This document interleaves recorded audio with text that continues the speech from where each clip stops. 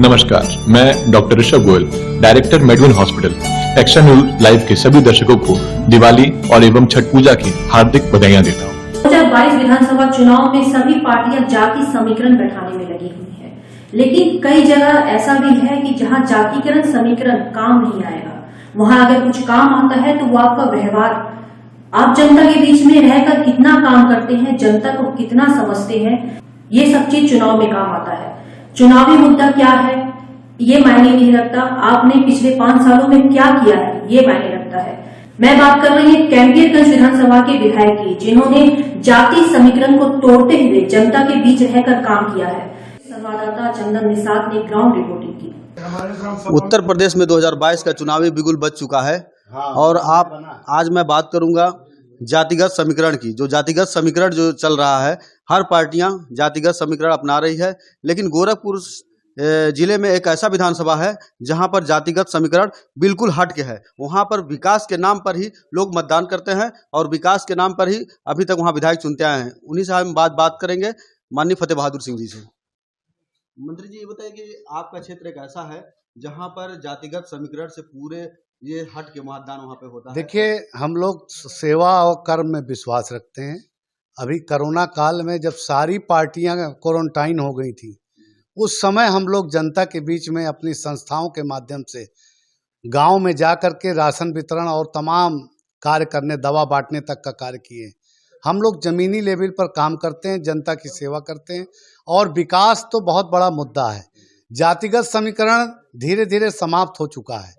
मेरे विधानसभा में जात पात नहीं है, मेरे विधानसभा में विकास का मुद्दा है और उस मुद्दे को लेकर के हम लोग लगभग 1300 करोड़ की सड़कों का निर्माण करा चुके, एक बड़ा ग्रामीण स्टेडियम बना दिए, 2 डिग्री कॉलेज बना दिए, 2 इंटर कॉलेज बना दिए। उसी प्रकार से ITI की स्थापना करा दिए और तहसील, जो कि एक आवश्यकता होती है जनता के लिए, एक बड़ी तहसील का निर्माण हो गया, मुंसिफी कोर्ट खुल गई, तमाम विकास की नई टाउन एरिया जो चौमुखा है वो बन गया, पीपीगंज का विस्तारीकरण हो गया। बड़े पैमाने पर विकास कार्य हो रहे हैं और जिस प्रकार से गांव में कभी 3 मीटर सड़कें लोग देखते थे, आज 7-7 मीटर सड़कों चौड़ीकरण हो करके गांव का विकास बड़े पैमाने पर हो रहा है। हम बात करेंगे मंत्री जी कुछ आपके क्षेत्र में जो निषाद लोगों की, तो जहां पर काफ़ी संख्या में निषादों का वहाँ वो वोट है और ऐसे में विभिन्न पार्टियां जैसे समाजवादी पार्टी हो गई, बसपा हो गए और आपके कुछ भाजपा में भी कुछ इस तरह के हैं जो दावा करते हैं निषादों के वोट को लिए। इसका क्या रहा उनको हमेशा? देखिए, निषाद समाज सम्मान का भूखा है और उसकी रक्षा सुरक्षा होती रहे। निषाद समाज हमारे स्वर्गीय पिताजी के साथ भी हमेशा रहा है, मेरे साथ भी पूरी तरह से है। लगभग जितने निषाद समाज के खास जो मेन प्रतिनिधि गांव के हैं, हमसे सीधे संपर्क में हैं और जातिगत आंकड़े में नहीं, हम लोग व्यक्तिगत संबंधों के कारण निषाद समाज में जाते हैं, उनसे मिलते हैं, उनसे वार्ता करते हैं और उनके कहे गए कार्य जो भी विकास के कार्य वो लोग कहते हैं, उनके गांव बेल्ट में वो कार्य वहाँ होते हैं। अभी कुछ दिन पहले बंधों पर विद्युतीकरण के कार्य नहीं थे जिस पर निषाद बसे हुए हैं, वो भी बड़े पैमाने पर हमने करा दिया। तो निषाद समाज को विकास चाहिए, सम्मान चाहिए। वो जातिगत आंकड़े में नहीं फंसना चाहता, वो चाहता है कि मेरा सम्मान रहे, नेता मुझे पहचाने और वो पहचान देने का काम हम लोग कर रहे हैं। बहुत बहुत धन्यवाद आपका। तो ये थे फतेह बहादुर जी, जो जातिगत की बात के हटकर विकास की बात करते हैं और ये विकास के नाम पर ही अपने क्षेत्र में अभी तक ये विधायक बनते आ रहे हैं। एक्स्ट्रा न्यूज से चंदन कुमार निषाद। आइए अब चलते हैं दिलजीत जी के पास, जहां पर उन्होंने क्षेत्र में जाकर लोगों से पूछा कि उनका क्या राय है। सर आप बताइए, इस बार अखिलेश आएंगे, सपा आएगी कि बीजेपी आएगी? हाँ सर, ऐसा है कि अभी तो कुछ कहा नहीं सकता है, मतलब क्या हुई। देखिए है कि फतेह बहादुर तो अभी यहाँ मौजूदी है। फतेह बहादुर की यहाँ मौजूदगी है, जड़ से लेके अभी तक वो मौजूद हैं। तो इस बार बदलाव होगा कि इस बार आप जनता क्या करेगी, क्या नहीं करेगी? अरे आप क्या करेंगे? आप तो हमको जो करना है तो करेंगे हम। तो आप सोच तो रखे होंगे ना कि बीजेपी की सपा क्या करेगी भाई, पता नहीं क्या करेगी। हाँ बताइए, बीजेपी को लाएंगे कि सपा को लाएंगे? बीजेपी आएगी। माने फतेह बहादुर के साथ जाएंगे आप? अब सपा क्यों नहीं आएगी? सपा भी तो सुने बहुत अच्छा काम की। काम करेगा विकास करेगा उसको दिया जाएगा वो। जो काम करेगा विकास करेगा उसे दिया जाएगा। बीजेपी के फतेह बहादुर ने विकास किया है और करीब 5 बारों से 4 बालों से यहाँ पे बसे हुए हैं। सर आप बताइए किसको आप लेकर जाएंगे इस बार? हम तो यहाँ रहने वाले नहीं हैं। अच्छा आप रहने वाले नहीं हैं। यहाँ पे कहते हैं कि इस बार बाढ़ की विभीषिका बहुत रही है, तो मैं जानना चाहती हूँ कि आप क्या सोचते हैं कि छोटे से दुकानदार हैं, आप बताइए। फतेह बहादुर ही अच्छा है, यहाँ बहुत साल से ही हैं फतेह बहादुर। अरे भैया पहले नाम बता दो। नाम हरिकेश। हरिकेश। हाँ। फतेह बहादुर आएंगे। हाँ। फतेह बहादुर बीजेपी है। हाँ। इनका तो कहना है कि फतेह बहादुर ही आएंगे। आप बताइए सर किसको लेकर आएंगे? मैडम ये तो बीजेपी ही आएगी यहाँ पे, पूरा 100% कॉन्फिडेंट के साथ हम कह सकते हैं, क्योंकि अखिलेश का कोई चांस ही नहीं हुआ। ऐसा नेता है उनको वैक्सीन के बारे में नहीं पता, घर में फैला रहे हैं जनता के बीच में, तो क्या है उनका कोई आशा उसको कोई कर सकते हैं। अगर दूसरे पायदान पे है तो मायावती आ सकती है, तो फर्स्ट नंबर पर तो योगी जी हैं हर मामले में। मतलब आप ये कह रहे हैं कि इस बार फतेह बहादुर आएंगे? जी। और फतेह बहादुर को हम नहीं मानते हैं मैडम, हम योगी जी को मानते हैं, योगी जी के नाम पे वोट देंगे।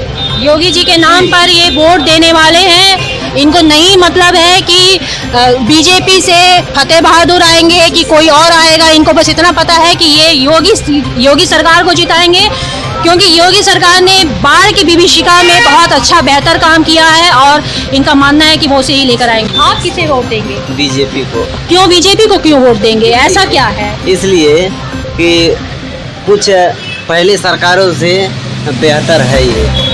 रोड के विषय में जैसे सरकारें आती जाती रहेंगी, लेकिन विकास धीरे धीरे बढ़ रहा है आगे। मतलब बीजेपी के सरकार में विकास बहुत हुआ है। केंद्र नहीं, राज्य में। मतलब योगी सरकार के राज में विकास बहुत हुआ है। कोई ऐसा नहीं हुआ है, पहले से बेहतर हुआ। कोई ऐसा विकास आप बता दीजिए, 5 विकास का नाम बताइए कि जो आप। एक आप रोड देख रही हैं, वहाँ स्टेडियम बन रहा है, ठीक। यूनिवर्सिटी आपको मिला है वो वाला जो फर्टिलाइजर के बगल में है। उसके बाद CSP खुल गया है। ऐसे ऐसे कई विकास हैं। तो इन्होंने तो एक झड़ी लगा दी है कि योगी सरकार के राज में इतने सारे विकास हुए हैं कि ऑप्शन ही नहीं है। वोट जाएगा तो सिर्फ योगी सरकार को जाएगा, नेता कोई भी आए और जाए। आप किसे वोट देंगे? ये तो बस शर्मा के मुस्कुरा के निकल गए। भैया आप किसे वोट देंगे? बीजेपी को देंगे। क्यों बीजेपी को क्यों देंगे? सपा बसपा को क्यों देंगे? मेरा उम्र कम है, ठीक है। बाबा का उम्र सबसे ज्यादा है। जितना काम यूपी में हो रहा है इस समय, बाबा अपने जन्म से लेके आज तक अगर इससे अधिक काम देखे हो तो हम कब बता दें हमको। तो इनका हमारा उम्र तो कम है, मगर यही नहीं गोरखपुर में, किसी भी यूपी में कहीं भी चले जाइए, जिस स्तर पर इस समय काम है किसी सरकार में नहीं मैंने देखा है। कोई ऐसा 5 काम आप बता दीजिए कि जिससे आप खुश हो। भाई सबसे बड़ा हॉस्पिटल स्वास्थ्य विभाग का काम, जहाँ डॉक्टर नहीं दिखते इसमें डॉक्टर डर से बैठ रहे हैं कि आ जाएंगे। दवाइयाँ सरकारी हॉस्पिटलों में इसमें समय से हैं। सबसे बड़ा तो वही चाहिए। क्या चाहिए? शिक्षा विभाग में थोड़ा कोरोना ऊपर नीचे कर दिया है। महंगाई जो है वो अंतर्राष्ट्रीय पे स्तर से। तो यहाँ पे जो विधायक हैं फतेह बहादुर, वो पिछले 4 बारों से विधायक हैं। सरकार बीजेपी की अभी बनी है, तो ऐसा क्या है कि फतेह बहादुर पहले विकास नहीं किया, अब विकास किया? फतेह बहादुर सर काम करते थे, पहले भी करते थे, अभी भी करते हैं। तो अभी आप चुनाव फतेह बहादुर के नाम पे देंगे कि बीजेपी के नाम? बीजेपी के नाम पे देंगे। ऑलरेडी वो है ही। हमको देश देखना है ना, अपना गांव तो बाद में है। योगी सरकार का देश बढ़ेगा तो गांव योगी जी अपने का आप ऐसा बढ़ेगा। कौन सा काम जो आपको सबसे ज्यादा पसंद है? सबसे ज्यादा अच्छा स्वास्थ्य विभाग का काम उनका। कैसा स्वास्थ्य? कोरोना के पीरियड? नहीं, कोरोना के पीरियड में किसी भी समय जो किसी भी सरकारी हॉस्पिटल में चले जाइए, चाहे मेडिकल में चले जाइए, चाहे एक गांव में देहात में छोटा सा भी अगर स्वास्थ्य विभाग है, वहाँ हर एक चीज उपलब्ध है। पहले नहीं रहते थे, डॉक्टर नहीं रहेंगे तो दवा नहीं रहेगी, दवा रहेगा तो डॉक्टर नहीं रहेगा। अब हर एक चीज उपलब्ध। गांव देहात का स्वास्थ्य विभाग बहुत ही ज्यादा बेहतर हुआ है पहले से ज्यादा, इसलिए चाहते हैं कि बीजेपी की सरकार फिर से बने, क्योंकि वो उससे बहुत खुश है। बाबा आप काफी पुराने हैं यहाँ के, अभी तक आपने अपने जीवन में बहुत राजनीति का उतार चढ़ाव देखा है। इस बार किसकी सरकार बननी चाहिए ये? योगी सरकार बनी। योगी की सरकार बनेगी, कोई ऑप्शन नहीं है। योगी सरकार के सबसे अच्छा काम क्या लगता है आपको? अरे गुंडा गुंडी हो गई ना, बोलिए। गुंडा राज खत्म हो गया। मतलब पहले आप यहाँ काम करते थे, आपका ढाबा कितना साल पुराना है ये ढाबा? अरे बहुत दिन से है, फिर भी कितना साल पुराना है? बहुत दिन हो गया। पहले इसी जगह में गुंडा राज होता था, लोग आते अरे थे। पी के बहन मतारी गाड़ी देशो। अब वो सब चीज खत्म हो गई है। मतलब इनके ढाबे में पहले गुंडा राज बहुत चलता था, लोग पी के गाली गलौज करते थे। खुश है कि इस बार इनको कम से कम उस चीजों से निजात मिली है, गुंडा राज खत्म हुआ है। सर आप बताइए।